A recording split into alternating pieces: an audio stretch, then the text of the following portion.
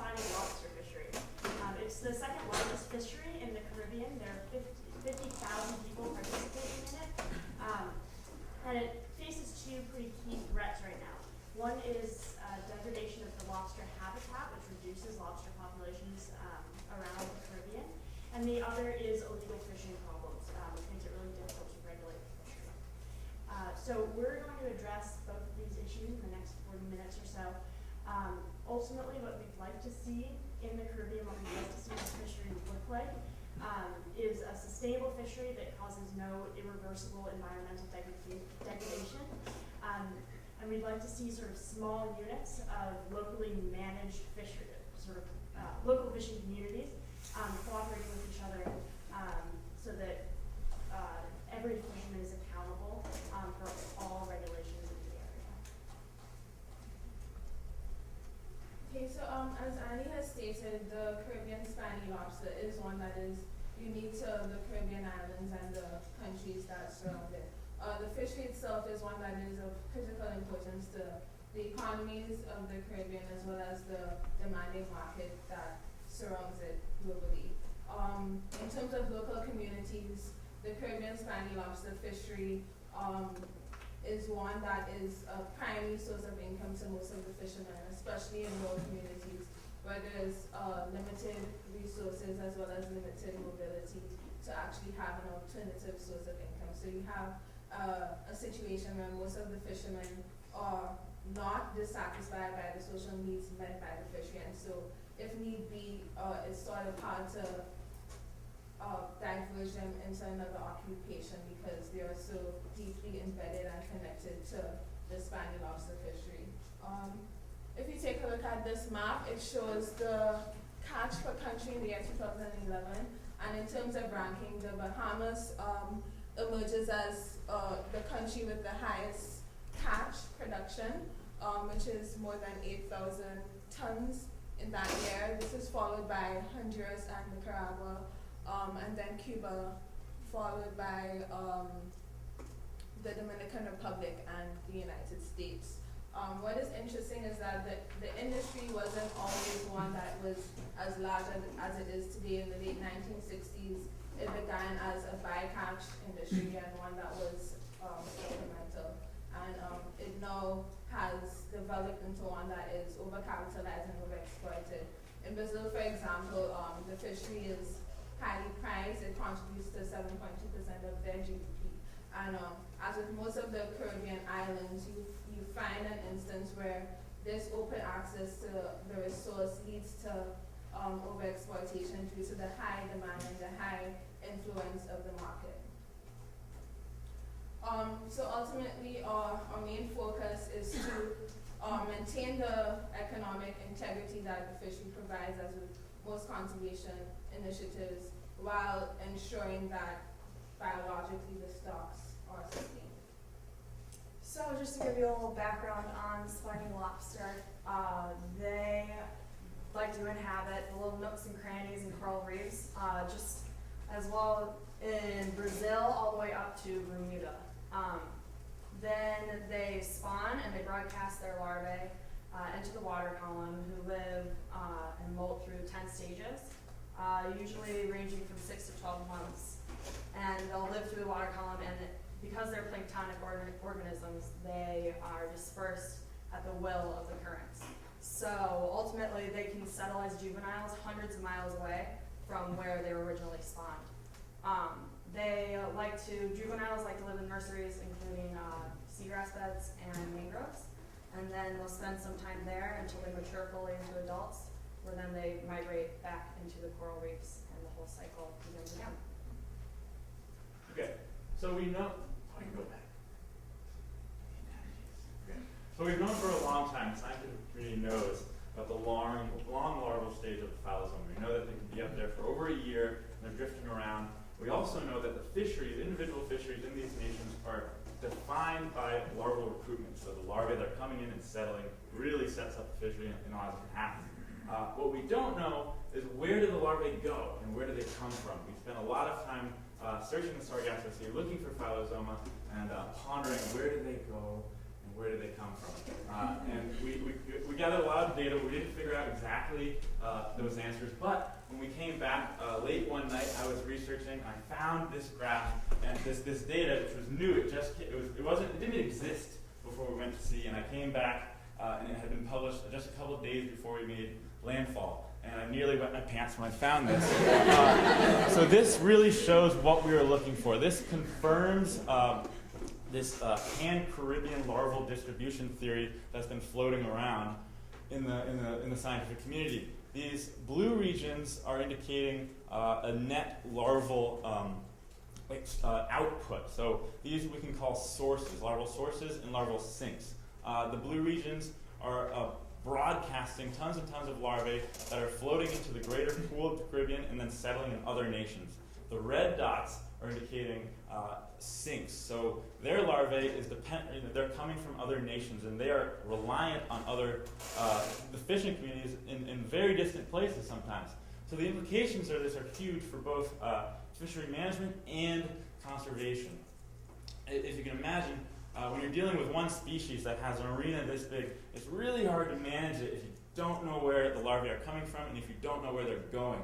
So, a fishery in Jamaica can be entirely reliant on what they're doing in Nicaragua. That really complicates things. But now that we have data like this that shows and defines the sources and sinks, we can, it's clear that we need a co-management and we need consensus between nations. We need to have all these nations meet together to come to consensus in terms of management. But it also has implications for conservation. Cindy mentioned core areas. By having this data, we can establish and realize which nations and which particular reefs are more essential to the Caribbean spiny lobster. We know, in Jamaica, you could fish and fish and fish, and you'd still have larval transport coming there and supplying the fishes. But in other areas, such as Honduras and Nicaragua, these are sources. So what you're doing there can have great impacts in other fishing nations. So that really, really plays a role in, what we're doing and how we can prioritize what we're going to save and what environments are most necessary to protect. I think Kat can tell you a little more about it. So, as Greg said, we need to prioritize certain areas. One of these areas could be should be the juvenile nursery that mangroves provide. These mangroves, as you can see, they're gorgeous. They have so much life in it and support so much diversity. And they serve as a really important juvenile nursery, not only for spiny lobster, but for other open ocean organisms like sharks, sea turtles, and other fish that have really economically significant fishing industries. By conserving these areas, you could increase the juvenile survival rate, and then those juveniles can mature into adults and then support the fishing industry. So this map shows the mangrove distribution, and as Junie mentioned, she said 40%, but the figure that I like is 55% of the world's populations live in coastal areas. And especially in the Caribbean, where you really can't get far away from the ocean at all, that 28.6% of coastal lines are covered by mangrove forests. So mangroves are really similar to the wetlands we see up here. They're very connected between terrestrial and marine environments, and that makes them very, very sensitive to human impacts. And with all this coastal development happening in the Caribbean, this could really seriously degrade mangroves. In a span of 50 years, the mangroves are in severe decline, and in a span of 50 years, from 1930 to 1980, the world saw an 81% decline in mangroves, which is a major, major number. So luckily, from the 1980s, the public has gained awareness and the importance of mangroves, and there's a few conservation efforts. One of the major things, especially recently, that made mangroves gain awareness is the tsunami that happened in Southeast Asia. Mangroves provide enormous buffer for erosion and sedimentation for coastal areas. The areas that did have a healthy and well-maintained mangrove forests in Southeast Asia had the least amount of damage compared to all the other coastal and inhabited places by humans.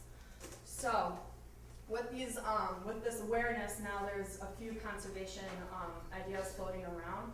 One of the main ones was one that set a huge precedent for mangroves in the United States is Tampa Bay's estuary, which a couple of years ago they were seeing a severe decline, and the mangrove health was just going down, and they from the sewage and dredging. And so the community got together, and this was a prime example of how community interest can result in government action. And now they have an excellent national preserve, and they've set precedents for other preserves for mangrove forests. Another way that people are conserving are mangrove plantations. Luckily, mangroves are pretty easy to, you can take their podules, which are these long kind of, sometimes they kind of look like beanstalks sort of, or bean pods, depending on the species, but you can transplant those and plant them and create these plantations, as you can see here. This is from the Cayman Islands. It's getting very popular in the Caribbean. This is great because it provides that structure that spiny lobsters love. It protects them from predation, they have plenty of food source, and it also decreases silt, which spiny lobster love. But it also, the only downfall of this is that, as you can see, this is all one species of mangroves. And normally mangrove natural forests, they have 2 to 3 species, one main one, but 2 to 3 species living together. So these unnatural forests do decrease the biodiversity, but it's really better than anything, and the deforestation that we could see. So.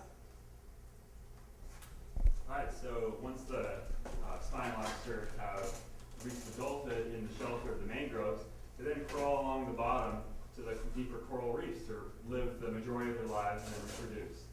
So that's the second habitat that we are going to try to save, because coral reefs are in huge decline, and they affect a number of threats from humans. This is a picture that I took while we were snorkeling in Bermuda. It was certainly one of the highlights of the trip. We were looking for spiny lobsters to extract some DNA from. We fortunately couldn't find any, so they're definitely in decline. We'll try to get hiding.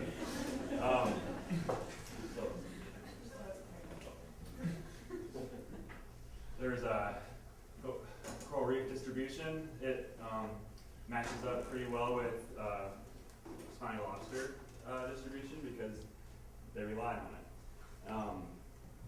So coral reefs, they face threats from acidification, increasing sea temperature, eutrophication, sedimentation, abandoned fishing gear, plastics, invasive species. But each coral reef needs to be addressed differently because they face each of those threats to a different degree, which is why we want to bring a place-based approach. You can't just set an overall policy for the whole Caribbean.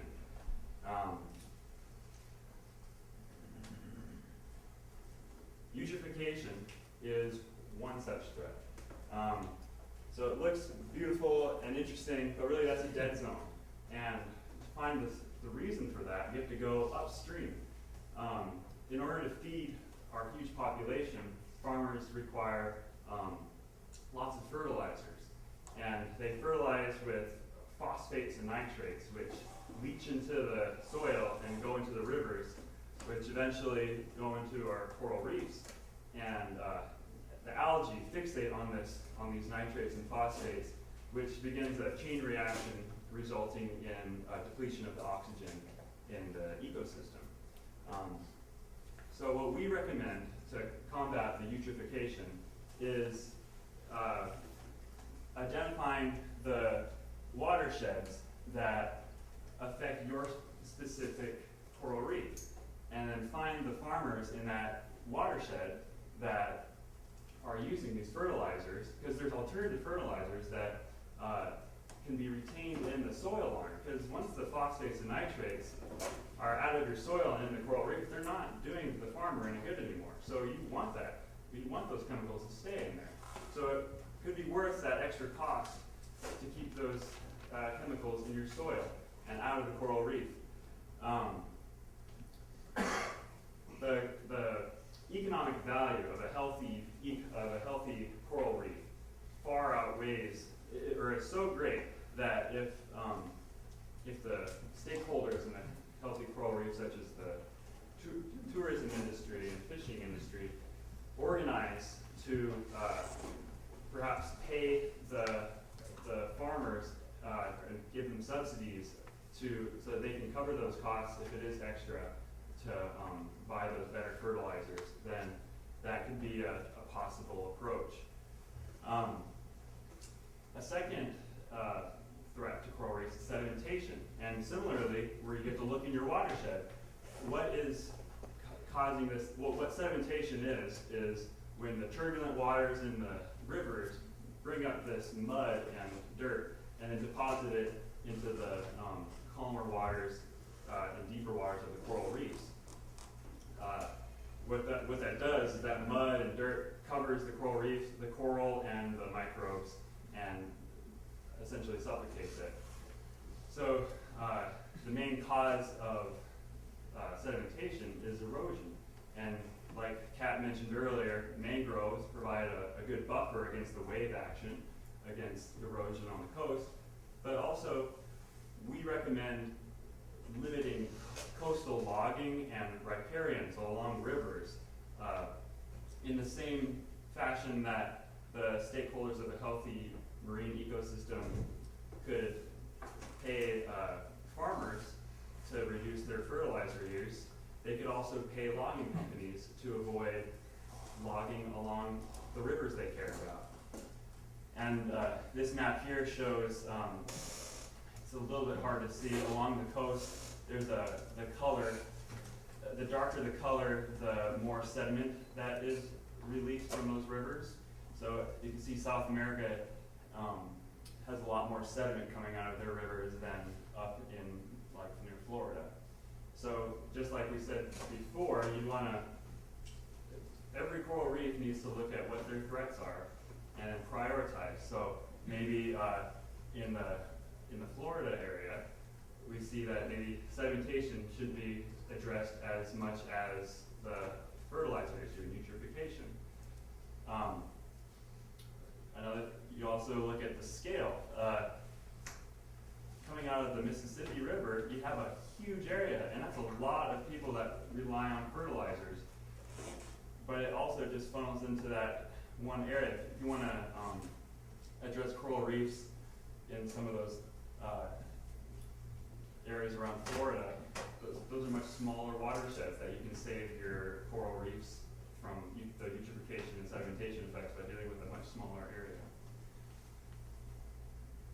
So those are two examples of human-caused threats to coral reefs, and Rachel and Leona will continue with additional threats to coral reefs that are faced. Okay, another widely known example of a threat that the marine environment faces is abandoned fishing gear as well as marine debris. Abandoned fishing gear specifically contributes to 10% of marine debris found in the oceans. And this is an example of a fishing pot that one of the educators in Bermuda is holding right now. This was a presentation that he was giving, explaining the plastics that are retrieved from the beaches in Bermuda. It's really an interesting fact to know specifically there the amount of plastic that comes from as far as the Mediterranean. In the back, there are also some fishing lines that are common to coral reefs and the marine environment.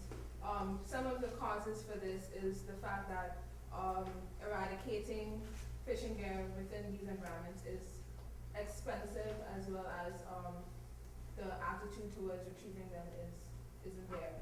And some of the solutions to mitigate this problem is probably using another form of fishing gear, such as plastic fishing gear, that would probably have less of an impact to the high mortality rates that is experienced by marine organisms, as well as the spiny lobster. Another one is widespread eradication of the fishing gear through funding and participation by the fishermen. So I'm going to talk to you about the last major threat facing coral reefs, which are invasive species. I'm specifically talking about the lionfish. species is native to the Indo-Pacific. It was introduced to the Atlantic because it's a really popular aquaculture specimen. So someone living in Florida about a decade ago decided to dump about 10 of these organisms off the coast, and this small group of individuals quickly developed into an invasive community that is spread throughout the Caribbean. So the reason that we care about this invasion is because this organism is a rampant predator of the juvenile fish and coral reef systems, which serve a really important function in this ecosystem. They consume they consume algae that's growing in the coral, and if that function is missing, then the algae can overwhelm the coral system and destroy the ecosystem. Additionally, these lionfish are highly reproductive. So one female lionfish will produce an egg mass every 3 to 4 days, year-round, containing 10,000 to 20,000 eggs. So this is the current distribution of lionfish. You can see that they've colonized all of the Caribbean and are spreading into the Gulf of Mexico, along the the coast of North America, and they're beginning to colonize the coast of South America as well. And this is as of 2012. So it looks like the only solution to actually protect our coral reefs from the impact of this species is by killing them, more specifically by eating them. And luckily, these fish are high in omega-3s and delicious. The only problem is that they have venomous spines. So it's a little bit difficult to convince a fisherman that he should go seek out this species. But thankfully, organizations like NOAA have created these media campaigns like Eat 'em to Beat 'em that have brought a lot of attention from nonprofit organizations and conservation groups that are spreading this message.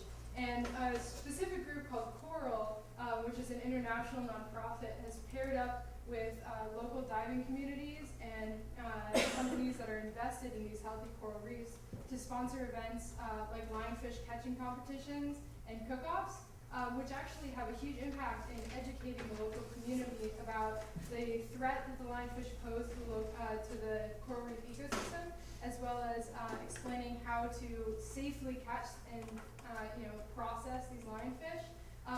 And it also makes it clear to the individuals living in these coastal communities that the lionfish not only pose a long-term threat to the reefs that they value culturally and economically, but that they need to act as consumers to demand that the lionfish are served at restaurants and go out themselves and catch these organisms to contribute to this effort. So this is an image of some people participating in one of these events. And throughout the semester, our professor John Jensen has been talking to us about a couple examples of marine species that have been absolutely decimated by human impacts from overconsumption. And it seems like the effort that we're putting in to eliminate the lionfish from all these examples should be really easy to get rid of those species. The only problem is that the marine species that we've destroyed in the past were biologically susceptible to destruction. They had really long life cycles in order to reach maturity for reproduction, or they have really small populations. And the lionfish all have the opposite characteristics. They have ridiculously high reproductive rates and dense and large distribution.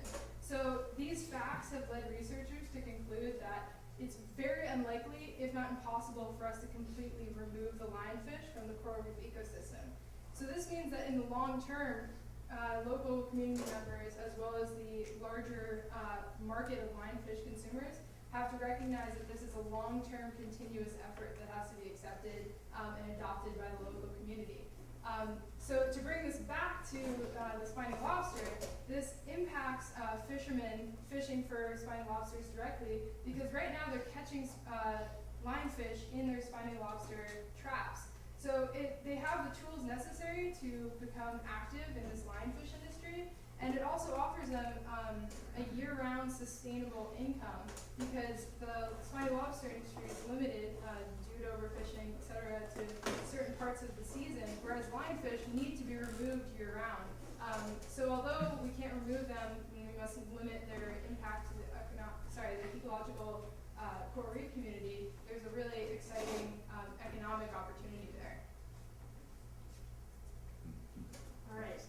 So now that you've all got a sense of how multifaceted and challenging mitigating threats to lobster habitat is, we're going to talk challenging managing the actual fishery is.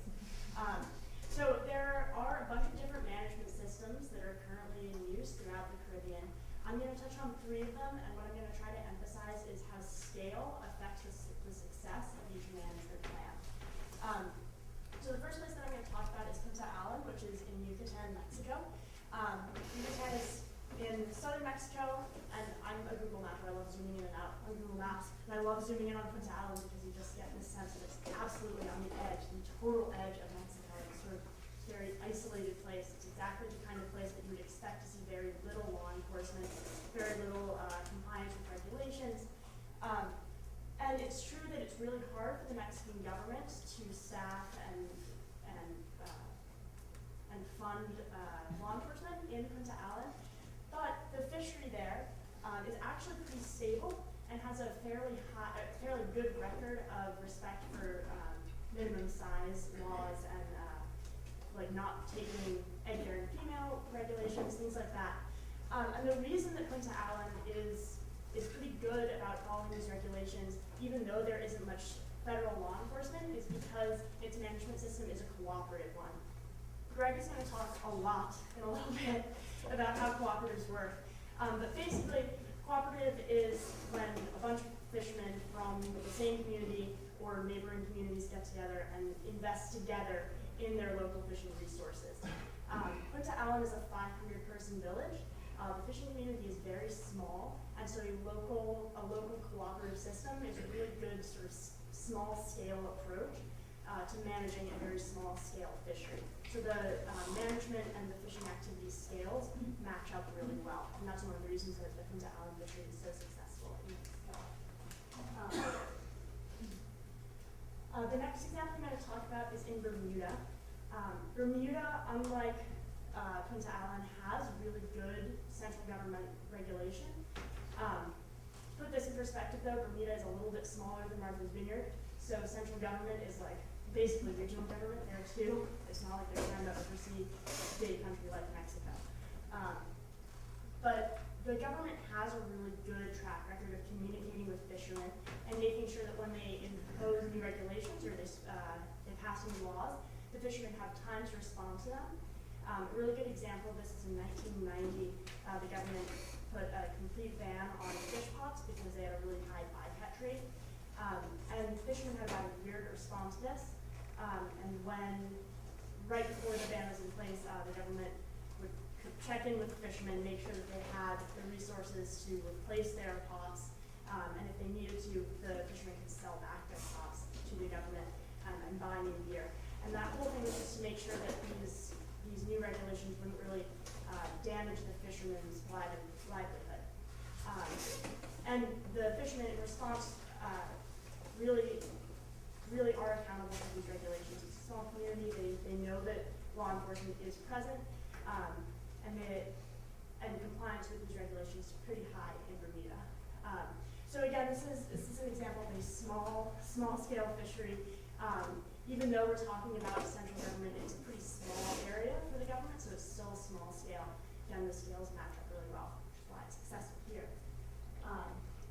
The last example I'm going to talk about is in Florida. Florida's different from Mexico and Bermuda. The fishing communities in Florida are scattered along the west coast and in the Florida Keys, so that's a pretty big area. It's not very densely populated. The 2 main law enforcement agencies responsible for covering the spiny lobster fishery in Florida are NOAA and the Coast Guard. NOAA isn't really even a law enforcement agency, but somehow they've really gotten they've gotten into doing a lot of direct enforcement of regulations in Florida.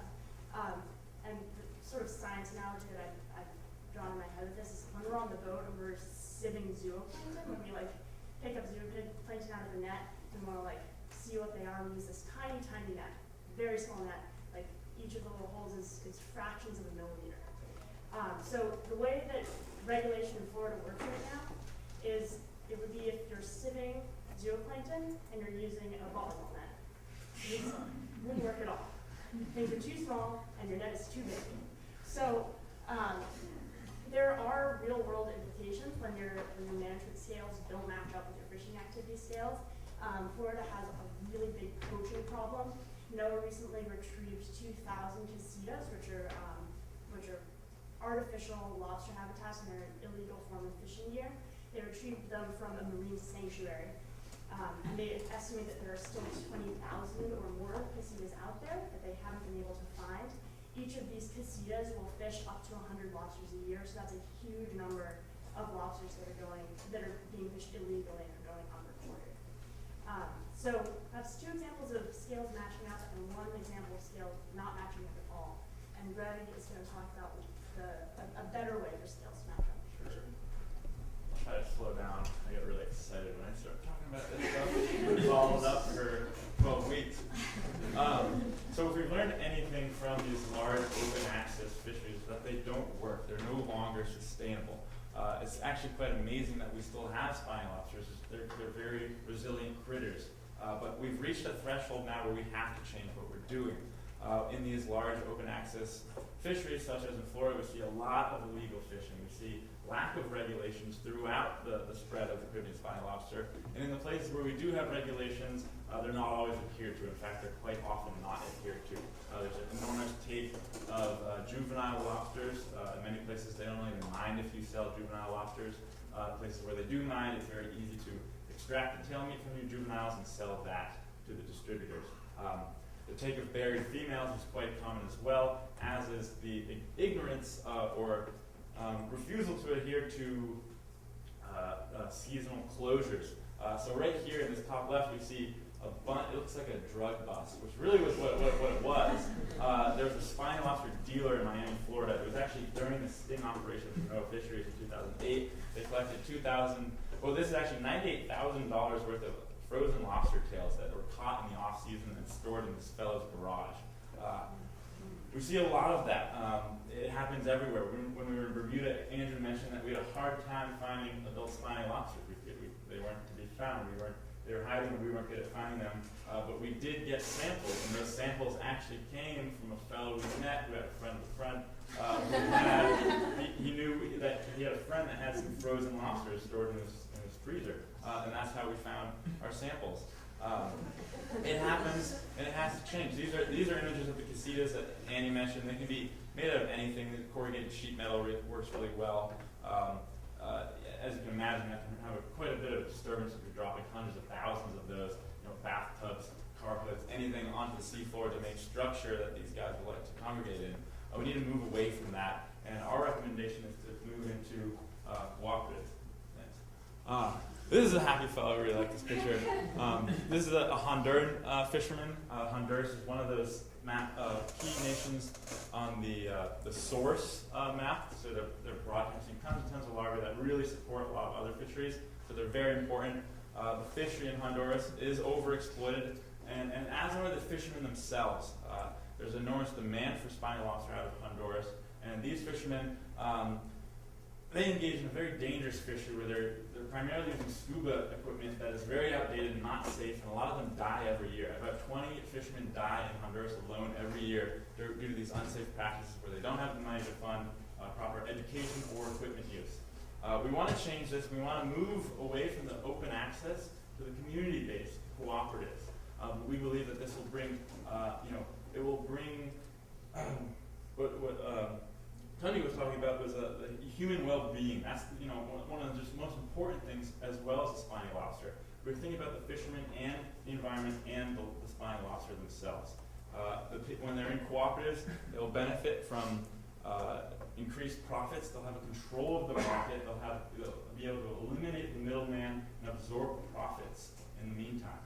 Well, we expect to see better adherence to regulations like we saw in Punta Allen. When you break it up from a large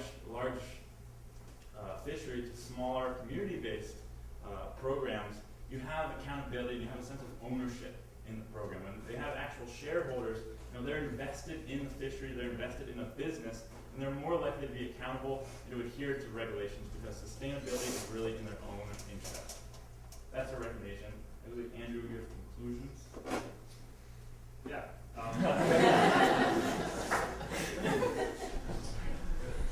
So we've touched on both habitat mentioned before, you need to address a specific coral reef differently than you would from another. But we recommend using the ecosystem approach because the spiny lobster rely on a healthy ecosystem. So conserving the mangroves and the coral reefs. And doing this through prioritizing the different threats in that specific area.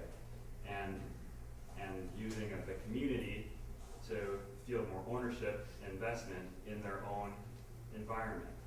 And as well, coupled with the international cooperation because of the scale that we're talking about with the Caribbean spiny lobster. So that's where we're going to end it. Thank you for listening.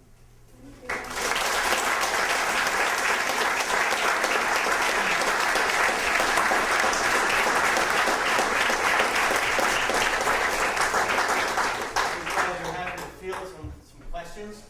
Person is.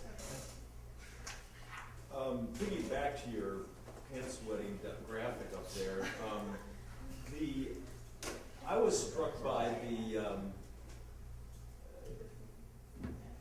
struck by sort of the parallels. I guess it reminded me of some of the things that Tunde was saying in her comments about leatherback turtle management and particularly genetics. And I wonder if it struck any one of you folks the same way, and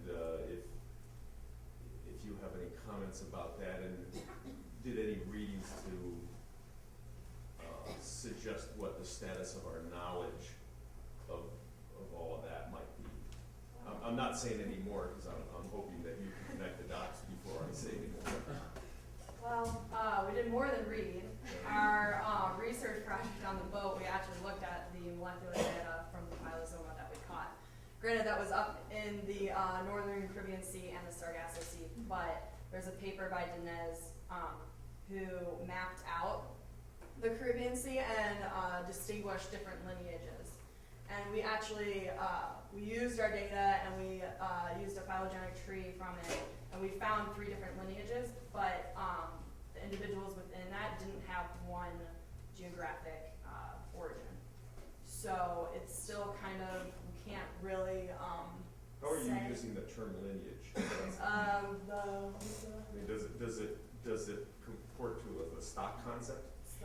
So there are two, our research, the lineages that we found that isn't linked to a stock concept because we don't actually know where the Phylosoma that we found in the Sargasso Sea came from.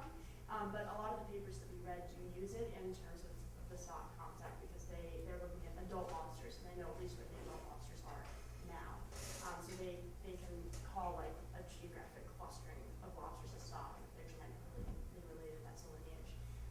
But what this research, I mean, our research kind of dovetails with this. I don't think this kind of went ahead of our research, let's say. They jumped the gun a little bit. But what this really shows is it's kind of the opposite of the turtle situation actually, because in the turtle situation, you had very genetically distinct populations, so that if you supported one population, you weren't supporting all the turtles around the world. You were only supporting that population. When you look at this, a lot of the lineages are similar enough, and this is the adult and stock lineages, a lot of the lineages are similar enough that if you find a source population where it's sending out more larvae than it's recruiting, if you manage to protect that population, then you're protecting all of the other population that it sends larvae to. And is there a suggestion that in fact it is sending it through the whole mixed area rather than just one blue area to one red area, but the blue areas to multiple red areas? Yeah. We just know that the blues are having more than releasing more net output, and the reds have a net input. Yeah. So that was a fantastic presentation, and I just want to play devil's advocate for a minute and just say, if I play out what you guys have presented, what's wrong with the socioeconomic scenario of the lobster fishery just going away and now having a lionfish fishery? and just having a boutique fishery for lobsters in a few areas where communities have self-organized into co-ops that have caught, been able to manage their stock and sustainably. So I don't actually believe that, but I want you to tell me what's wrong with it from a socioeconomic perspective. That was actually one of our wild ideas. We just didn't think it was possible or feasible because I mean, like red lobster would come down on you. I mean, Darden imports millions of pounds of lobster a year, and they need that. And to switch from lobster to lionfish, I mean, we wish it could happen, but I don't see how we would make that happen. Doesn't it happen all the time? We crash a fishery and then we say, oh, this is Chilean sea bass. But how, right. But how could you do that? How can you do that with your crashes? we don't know how we could have that switch happen when we know there are still lobsters out there and there's still such a high price on them. You can get $20 or $30 for one lobster. I mean that's money. And they're right there. You just pick them up. They don't even have claws. They don't have spines. People have been doing this for decades, so it's their livelihood. It's what they do. They don't want to leave it. They don't want to leave it. Leanna did a study on some of the most impoverished and pressured peoples, and even when their fisheries are going down, they're still content in what they're doing. It's a sense of the trade. More of a socio and less of an economic impact. I have a question that's related to the interface of those two fisheries too, and there may be something I don't understand about the logistics of the spiny lobster fishery, but you indicated that if everyone's doing what they should be doing, there's a seasonal component, and then you also indicated that the gear is the same. And so is there a problem with having a year-round lionfish fishery? Are we going to be inadvertently decimating the spiny lobster even more? And if we do have law-abiding spiny lobster fishermen, all of a sudden spiny lobster becomes the inadvertent bycatch of the lionfish? Am I reading that right? Well, the idea behind the lionfish using the same gear as the spiny lobster is kind of just a bridge between the two communities. That right now they have kind of a foothold into catching lionfish, but the major way that lionfish are being caught right now is actually by scuba divers with spearing them. So I think over time it would require more effort from the fisher to actually move into that approach and that species. And I would imagine that using lionfish pots would not be a sustainable long-term approach. And it also would not be, I think, economically as competitive as getting down there and spearing them because they're territorial species and they're really easy to get up and close.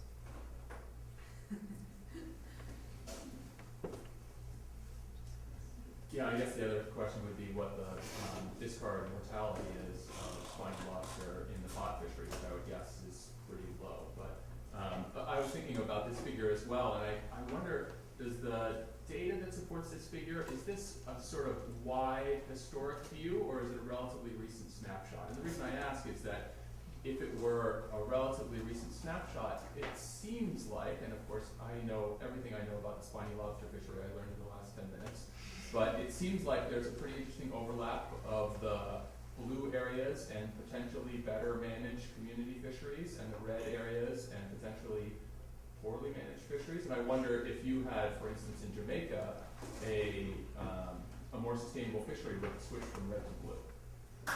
So if this is if this is only a recent look at the sink source question, could we be misreading this because of our impacts? Well, that's true. I did read a study that Jamaica, the amount of spiny lobster they fish does not really add up. Like, it shouldn't be sustainable, but it is because they're able to restock it and that's due to it being a sink.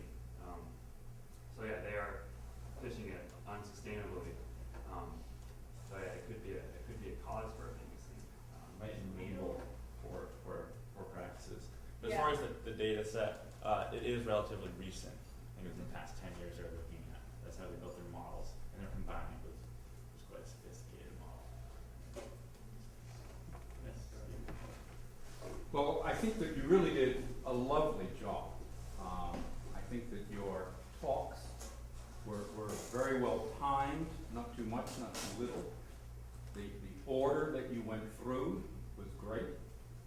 You didn't have too many figures, one could get snooty and say that on other ones, if you'd worked a bit more on what the color scheme was, then your message would have been clearer, but that's small potatoes.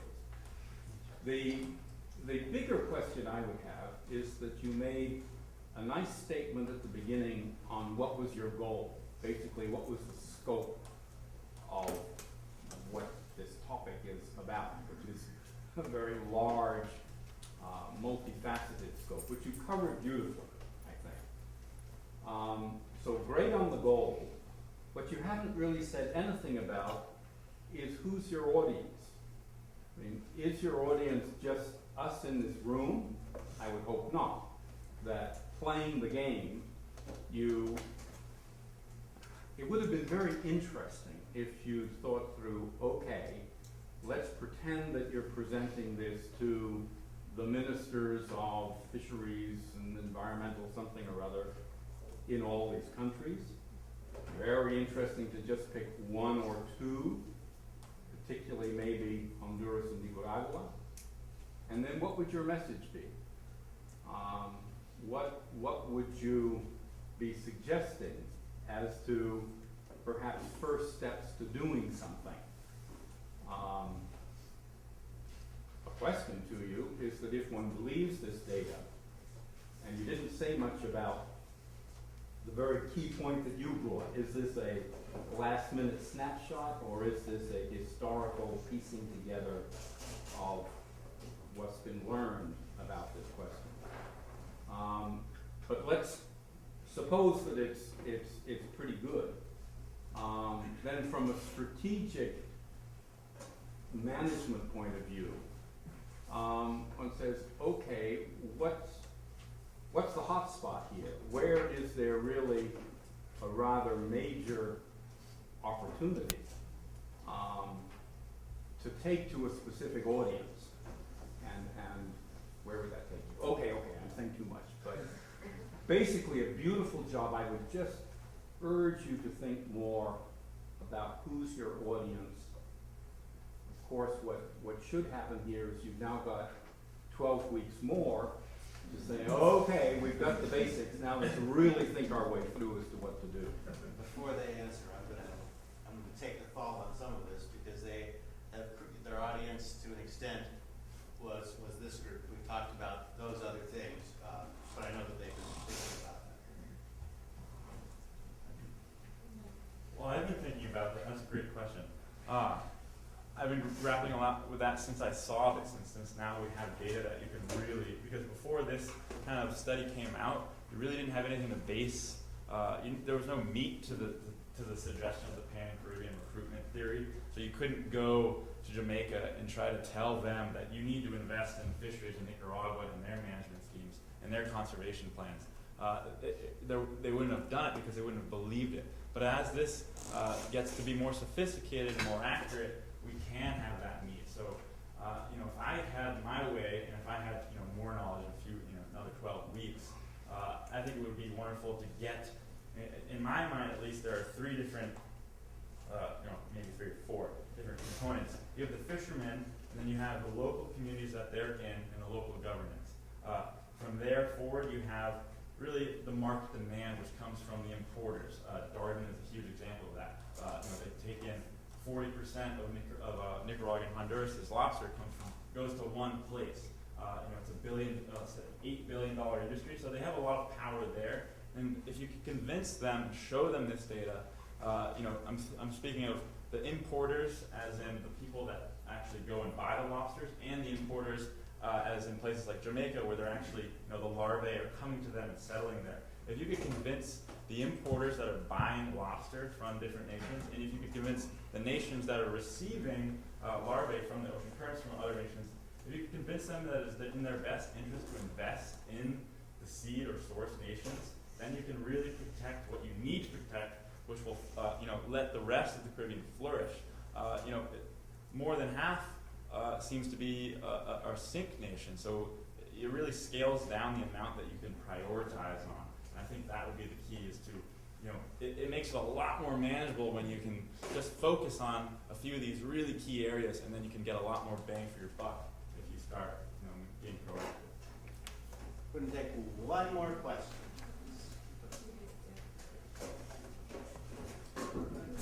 Yeah, go ahead. Me? Yeah, no, I mean, you kind of address it. I was thinking, how do you have the picture of the man in Honduras with a couple of these things. How do you go there and convince him that you're coming from the United States? And ideological dimension to this, the people from the United States coming here with the knowledge to tell us what to do with this when we need this, to put food on the table for my children. So I was thinking, how do you do that? How do you go there? How do you talk to him and convince him otherwise? Especially coming from the United States. Coming, the Americanos coming here and telling us what to do. So it's a kind of the audience question. Yeah. I've just been reading up. Sorry. Great, let's let somebody else. You're enthusiastic. Okay. Well, that's a good point. But we can look at countries, we can maybe prioritize countries that have both sources and sinks, like Cuba. We could see if they preserve their source area, that helps the northern part with their sink section too. So, but it also contributes to a wider Caribbean Phylloxera population. So maybe we would say go to the countries that it is in their best interest for their own fishery to increase their spiny lobster yield before we would go to Nicaragua. But when I do look at like maps of MPAs in the Caribbean, I don't see really any right off the coast of Nicaragua. But we do see that they have one of the highest amounts of spiny lobster taken out of it per year. So, yeah.